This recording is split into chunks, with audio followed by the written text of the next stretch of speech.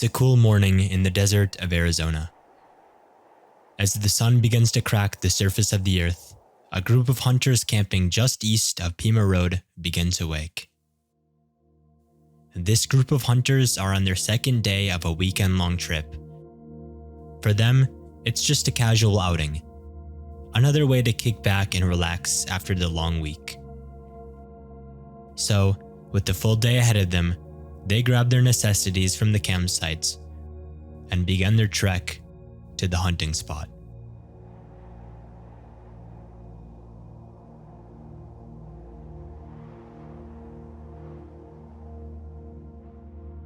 At some point while they were walking, one of the hunters notices a large fallen cactus, and for an unknown reason, it piqued his interest. The group walks over to it to get a closer look, and upon observing the cactus from up close, they realize something strange was poking out from under it, so they decide to lift it. And what they would discover under it was one of the most disturbing sights any of them have ever witnessed. It was a human skull. Upon seeing this, the police were instantly called.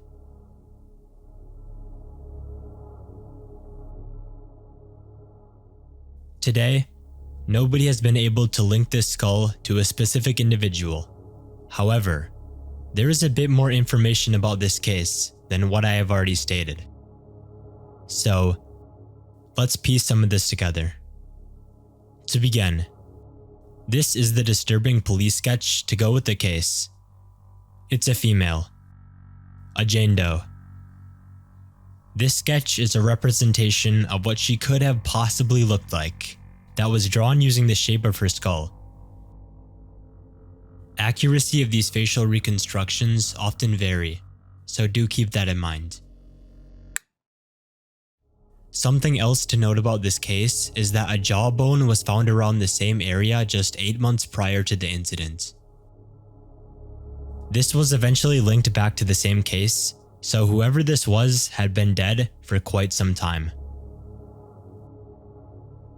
Unfortunately, this case isn't as easy as asking around town if anyone knows this woman, because upon finding her remains, all that was left was bone. No recognizable face, just bone. This all happened way back in 1982, and over the course of the past 42 years, there has only ever been one theory of who this woman could be, and that is the Henry Lee Lucas theory. Henry Lucas, also known as the Confession Killer, murdered presumably 4 people. Among those 4 was a woman named Deborah Mackey. Deborah's decapitated body was found in Plainview, Texas. While this may be a stretch, the skull found in Scottsdale, Arizona, and Deborah's body may be one of the same. What really accentuated this theory was a pathologist named Ralph Erdman, who claims, "I am 95% certain the Scottsdale victim and Mackey are the same." However, the belief that the Jane Doe had just been identified crumbled shortly after Ralph was charged with tampering and perjury from falsifying information about the autopsy. To this day, there are no leads on this case, and most perplexing is that her cause of death is still unknown. Could she have been murdered in cold blood? Maybe. Could she have died from lack of hydration out in the deserts? Well, that's a possibility too. Maybe she even could have succumbed to the bitter cold of the desert nights. Regardless, one thing is for certain. Whoever this unfortunate woman was will always be remembered as the Scottsdale Jane Doe.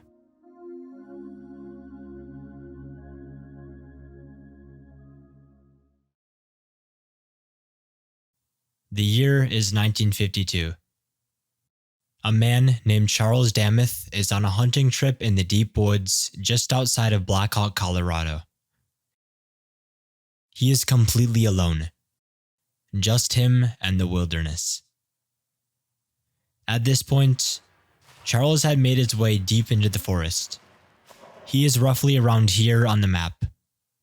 And in this area, he would discover something that would change the course of his life forever.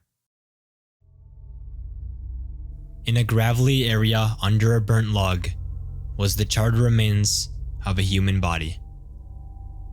A bonfire was built on top of the body to then be lit on fire, subsequently eliminating all evidence, all possibility to be caught, and the victim's identity.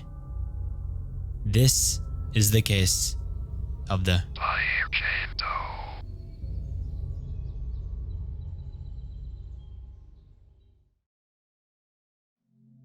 To begin, various different items were found on her body. These items included a bloody stick that was most likely the weapon used in the murder, a small electric razor, cloth from a turquoise-colored blouse, a purse, a sole of one shoe, 3 empty lipstick containers, a ring, a Denver tramway token, 2 pieces of a broken handbag mirror, 3 safety pins, a rhinestone necklace, and finally an unbroken mirror. Now, onto the body. It was a female, around 5'1" to 5'5" in height. She was suspected to be around ages 17 to 30, and the post-mortem interval was around 20-ish days. With all this information, authorities believed that this was another cut-and-dry murder case. Another case where they find the perpetrator and lock him up for good. Oh, how wrong they were.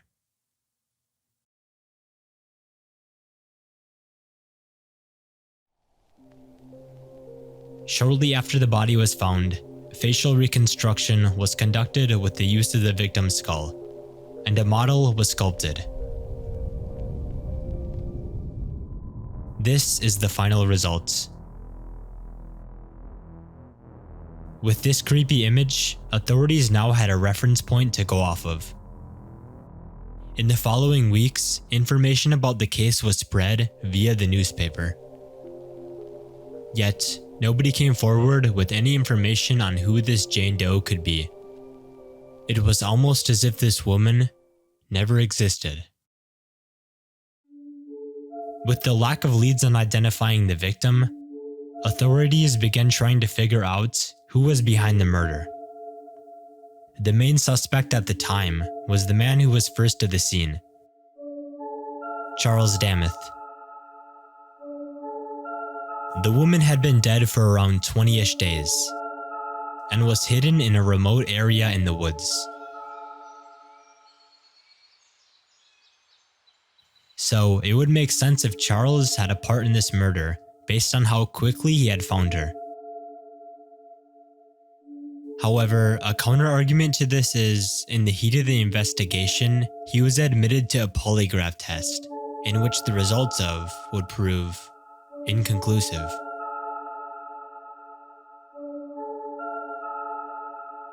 This doesn't fully clear his name though, but for the time being, suspicion around him gradually faded away, and no other promising suspect came to light. And today, this is where this mystery lies. It lies unsolved. Who was the murderer? Was it Charles? Or was it someone who completely evaded suspicion? What was the motive behind the murder? Envy? Greed? Anger? Possibly. And the most important question of them all, and the whole reason I'm making this video. Who is the woman that was murdered all that time ago? Who is the pyre, Jane Doe?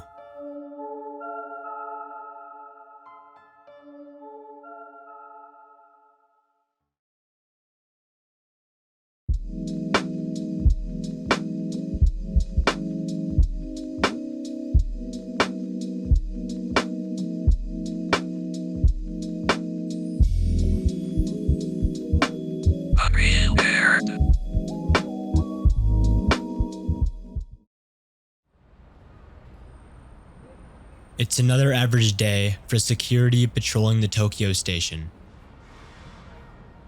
Stop all suspicious activities, and most importantly, make sure everything is in line. Out of the group of guards on shift, one of them is tasked as being the inspector of the group. The inspector has various duties he must do. One of these is he must inspect the coin lockers and clear them out of anything left behind. Early into the shift, around 9:40 a.m., the inspector begins his rounds on the coin lockers. He goes one by one, making sure they are all clear. Around midway through his inspection, he finds a suitcase that someone had left behind in one of the lockers. At the Tokyo station, this happens frequently. Security have become accustomed to it at this point. So, just like every other forgotten suitcase, he wheels it over to the luggage recovery storage units and leaves it there for the owner to come by and pick it back up.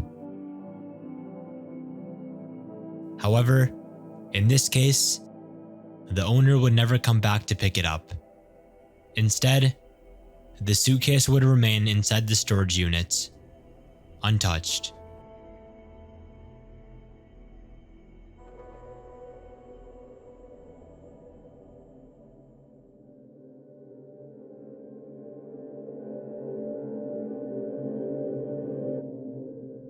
A month passes. This marks the end of the luggage recovery process. Usually around this time, security will open the lost bags and suitcases in hopes of finding information that will help them get it back to their respective owners. So, as protocol suggests, they open up the suitcase.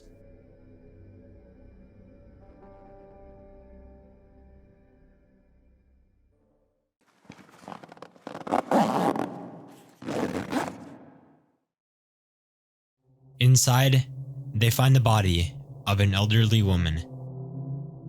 This is the case of the Tokyo station Jane Doe.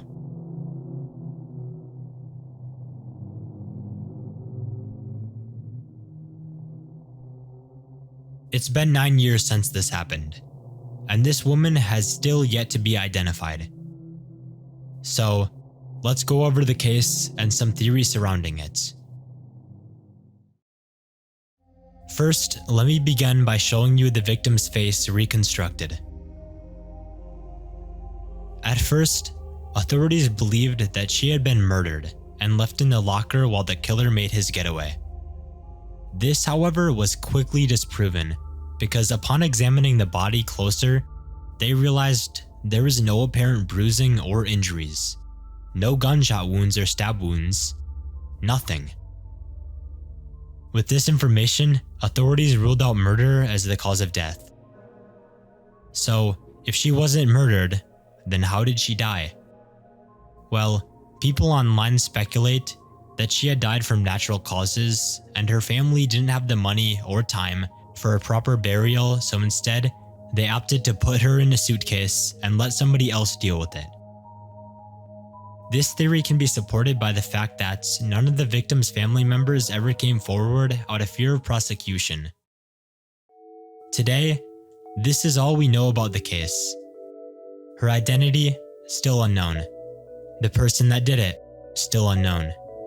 And with each passing year, the case grows colder and colder. But maybe one day, a shred of evidence will be found. A clue that will lead us in a new direction, to finally figuring out who this Jane Doe really is.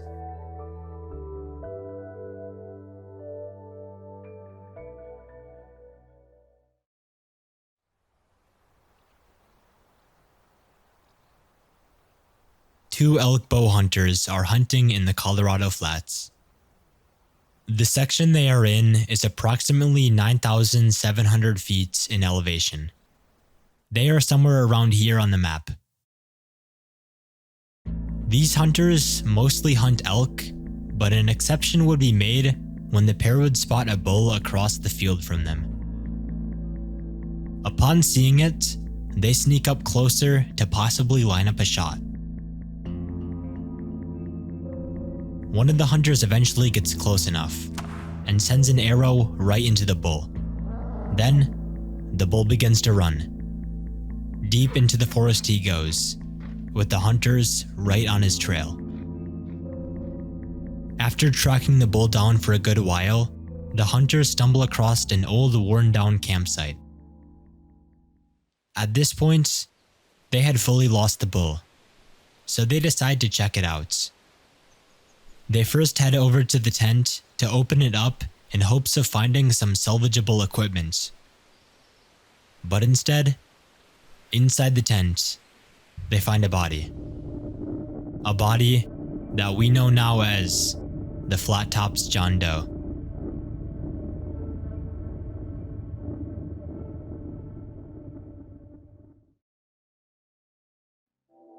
First, let's take a look at the items the man was found with. The man had binoculars, pepper spray, duct tape, sunglasses, boots, etc., etc., etc. But most importantly, among these items was a notebook. Most of the writings in this notebook are non-legible. However, people have managed to make out some sentences. One of the most interesting writings in this notebook reads, "I should write in case my situation here doesn't improve. This may be the end of my journey." And also on the same page, "Would like you to claim the body. Services or memorial, cremation." And interestingly enough, all these messages seem to be written for someone named Lib. People online speculate that this Lib person could have been someone he was on this journey with, given that he has duplicates of various items, such as cups and maps. And others believe that Lib is short for the name Elizabeth, and this Elizabeth he is referring to is a spouse or family member. Regardless, this Lib person still remains unidentified to this day. Now, let's turn our attention back to the John Doe.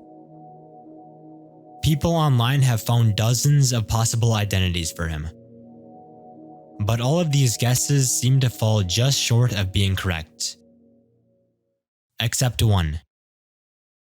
This is Mark Allen Husk. Missing person case 2842. He went missing in 2003, which was just a year before the doe was found. His age when he went missing was 49, which fits the estimated age range of the doe. He was described to be extremely outdoorsy and would frequently travel the country alone, which connects these two cases together even more. But the most convincing evidence that this could be our guy is he has a relative with the first name Elizabeth, also known as Lib. This connection was discovered 4 years back, and since then, new updates have surfaced. In an email reply from Colorado authorities, they state that the DNA was tested, and unfortunately, it's not a match. And just like that, the most promising lead on this case fell into the arms of despair. This case really stood out to me because of its many loose ends, like, how long was the man dead for? Who is Lib? Why did this man not try to seek refuge in a nearby town? Why are the writings in the notebook barely legible? The list goes on and on and on. But the most important question that will linger in my mind until the day this case is solved is, if not Mark, then who could this be?